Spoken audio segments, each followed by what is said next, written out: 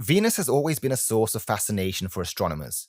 Often dubbed as Earth's twin, Venus shares many characteristics with our planet, including its size, mass, and composition.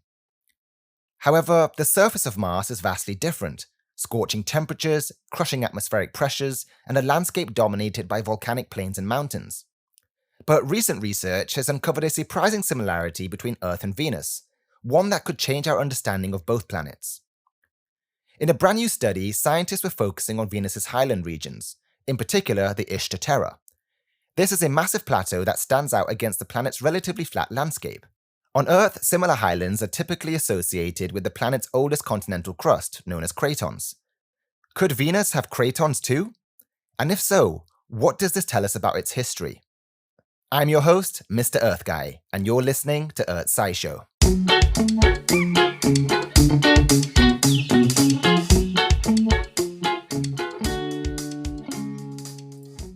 The research team used data from NASA's Magellan mission, which mapped out Venus's surface in unprecedented detail using radar.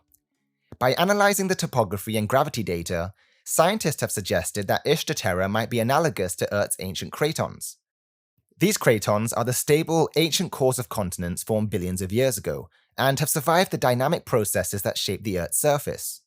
They've survived Earth's extensive history of continental rifting and merging, and they're typically composed of extremely durable basement rock and have deep roots that can extend several hundred kilometers into the Earth's mantle. Some cratons date to the Precambrian era, more than 2.5 billion years ago. Others may even be older and could date back to Earth's early days during the Hadean or Archean eons.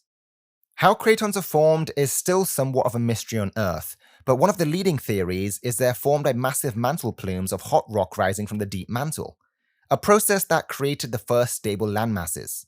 The plumes of magma that rise up to the lithosphere, or the crust, solidify and create big, thick, buoyant slabs of rock.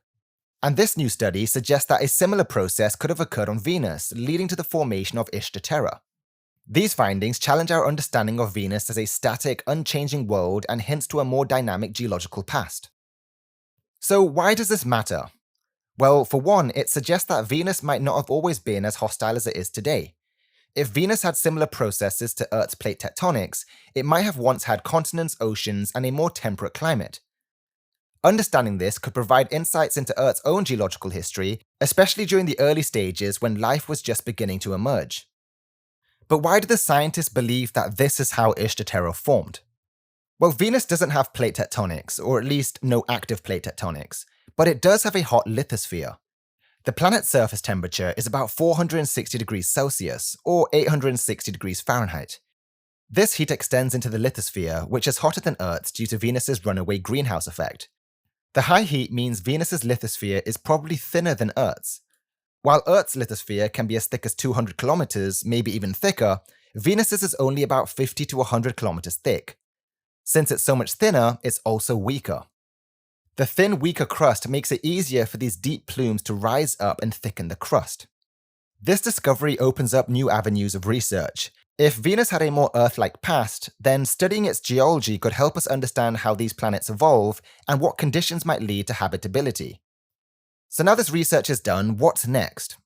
The researchers are looking forward to the upcoming NASA Da Vinci Plus and Veritas missions, which are poised to delve even deeper into Venus's secrets.